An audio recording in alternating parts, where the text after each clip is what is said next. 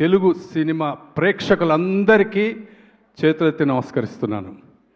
తర్వాత ఇంత మంచి సినిమాలో నటుడిగా నాకు కూడా ఒక పాత్రని కల్పించి ఇంత విజయంలో నాకు కూడా ఒక చిన్న భాగం కల్పించినటువంటి నిర్మాతలు సాయి రాజేష్ గారికి, ఎస్కేఎన్ గారికి, ధీరజ్ గారికి, అలాగే మా డైరెక్టర్ రవి గారికి ధన్యవాదాలు తెలియజేస్తున్నాను. నాకు పర్సనల్గా సాయి రాజేష్ గారు రైటింగ్ అంటే చాలా ఇష్టం అండి. అది బేబీ నుంచో కలర్ ఫోటో నుంచో కూడా కాదు, హృదయ కాలేయం అనే సినిమా నుంచి కూడా అది ఒక స్పూఫ్ సినిమా అయినప్పటికీ కూడా ఆయన కలం బలం ప్రతి సన్నివేశంలోనూ తెలుస్తుంది. అప్పటి నుంచే నాకు సాయి రాజేష్ గారు అంటే చాలా ఇష్టం. అటువంటి ఒక మంచి రైటర్ కథకి ఒక అద్భుతమైన దర్శకుడు తోడైతే, రవి గారు లాంటి దర్శకుడు తోడైతే రిజల్ట్ ఎలా ఉంటుంది అనేది చెన్నై లవ్ స్టోరీ. ఎందుకంటే సాయి రాజేష్ గారు అద్భుతమైన కథకుడు, మంచి రచయిత, అలాగే రవి గారు కూడా అద్భుతమైనటువంటి రచయిత అండి. ఈ సినిమా షూటింగ్ జరుగుతున్న రోజులు కూడా అసలు ఆయన్ని చూస్తే, డైరెక్టర్ని చూస్తే ఎప్పుడు అదే ధ్యాసలో ఉండేవాడండి. అంటే అదేదో మెడిటేషన్ లాగా అనిపించేది నాకు. ఎప్పుడు వేరే టాపిక్స్ కానీ సరదాగా మాట్లాడడం కానీ ఎప్పుడు ఉండేది కాదు. ఎందుకంటే నేను కూడా కొన్ని సినిమాలు డైరెక్ట్ చేశాను కాబట్టి మా పద్ధతి అంతా వేరే ఉంటుంది. ఏదో కాలేజీకి వెళ్ళి గొడవ చేసినట్టుగా సరదాగా షూటింగ్ చేసేవాళ్ళం. బట్ ఆయన ఏదో ఒక యాగం చేస్తున్నట్టు, యజ్ఞం చేస్తున్నట్టు అంత డెడికేటెడ్గా ఆయన పనిచేయడం నేను చూశాను. అలాగే ఆయనకి అద్భుతమైన టీం దొరికిందండి, డైరెక్షన్ టీం.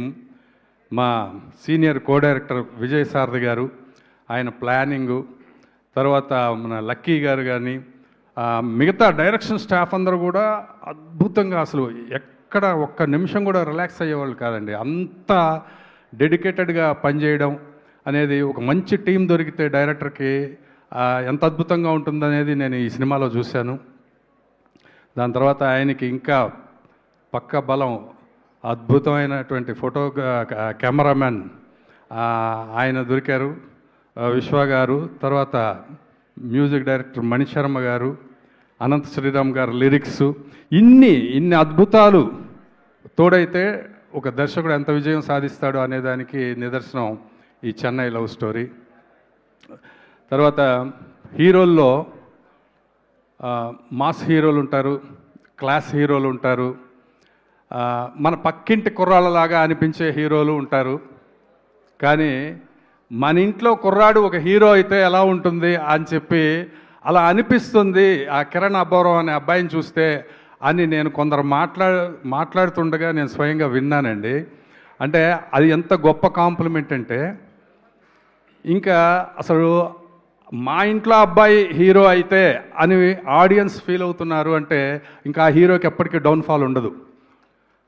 అది నేను స్వయంగా విన్నానండి. దానికి కారణం ఆన్ స్క్రీనే కాకుండా ఆఫ్ స్క్రీన్ కూడా ఆయన కిరణ్ అబ్బవరం గారి బిహేవియర్ కానివ్వండి, ఆయన మాట తీరు కూడా కారణమేమో అంత ఓన్ చేసుకోవడానికి ఆడియన్స్ అనేది నేను బలంగా నమ్ముతున్నాను.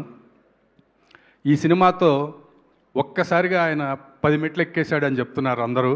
నాకు చాలా సంతోషంగా ఉంది. ఎందుకంటే అంత మంచి బిహేవియరు, అంత డెడికేషను, అంత కృషి, పట్టుదల అన్నీ కలిసినటువంటి ఒక వ్యక్తి ఈయన కిరణ్ అబ్బవరం గారండి. ఇంకా మనం చాలా హైట్స్లో చూడబోతున్నాము.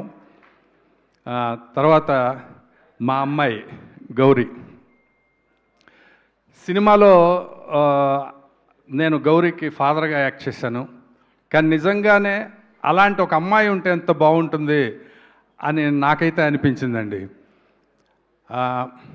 ఫస్ట్ డేనే నేను ఆ అమ్మాయితో యాక్ట్ చేసిన తర్వాత, అయ్య బాబోయ్ ఏంటి ఈ పర్ఫార్మెన్స్ ఇంత అద్భుతంగా చేస్తుంది అని నేను అనుకున్నాను. నాకు ఒకసారి సౌందర్య గారు గుర్తొచ్చారండి. అంటే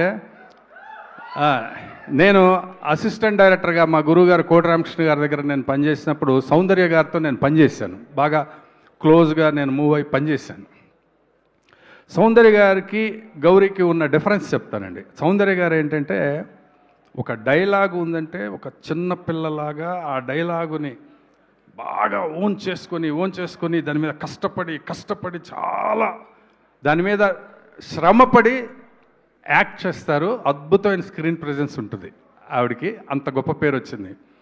కానీ గౌరీ అప్పటి వరకు ఆడుతూ పాడుతూ జోకులేస్తూ అందరితో సరదాగా ఉంటూ ఆ ఎంత సీరియస్ సీన్ అయినా సరే కెమెరా ముందుకు వచ్చేటప్పటికి చిటికలో మారిపోయి అద్భుతమైన పర్ఫార్మెన్స్ ఇస్తుందండి. గౌరీ, నువ్వు వెళ్ళే హైట్స్ ఇంకా చాలా చాలా ఉన్నాయి. నేను సెకండ్ డేనే చెప్పాను నీకు. తర్వాత నువ్వు మామూలు కాఫీ తాగే మమ్మల్ని అందరినీ యూనిట్లో అందరినీ కూడా బ్లాక్ కాఫీ తాగడానికి అలవాటు చేసేసిందండి. ఇప్పుడు మేమందరం బ్లాక్ కాఫీ తాగుతున్నాం యూనిట్లో అందరూ. ఆ బ్లాక్ కాఫీకి కూడా నీకు థ్యాంక్స్. ఇంక తర్వాత మిగతా ఆర్టిస్టులు అందరూ కూడా బ్రహ్మాండంగా అద్భుతంగా టాలెంట్ ఉన్న ఆర్టిస్టులు. ప్రమోదిని గారితో కూడా నేను చాలా సినిమాల్లో యాక్ట్ చేశాను. చాలా మంచి ఆర్టిస్ట్ ఆవిడ. అలాగే ఈ సినిమాలో చేసిన ఆర్టిస్టులందరికీ కూడా నా ధన్యవాదాలు తెలియజేస్తున్నాను. అందరికీ శుభాకాంక్షలు. నాకు నేను శుభాకాంక్షలు చెప్పుకుంటూ అందరికీ శుభాకాంక్షలు చెప్పుకుంటున్నాను. ఇలాగే ఎస్కేఎన్ గారు, సాయి రాజేష్ గారు, ధీరజ్ గారు ఇంకా గొప్ప సినిమాలు చేయాలి. ఇలాగే 10 మందికి అద్భుతమైన అవకాశాలు కల్పించాలి. వాళ్ళకి ఇంకా డబ్బు వస్తూనే ఉండాలని కోరుకుంటూ ఈ ఫంక్షన్కి చీఫ్ గెస్ట్గా వచ్చినటువంటి నాగ చైతన్య గారికి ఈ యూనిట్ అందరి తరపున ధన్యవాదాలు తెలియజేస్తున్నాను. Thank you. దేవి ప్రసాద్ గారు. అండ్ ఇప్పుడు మిమ్మల్ని మాట్లాడాల్సిందిగా రిక్వెస్ట్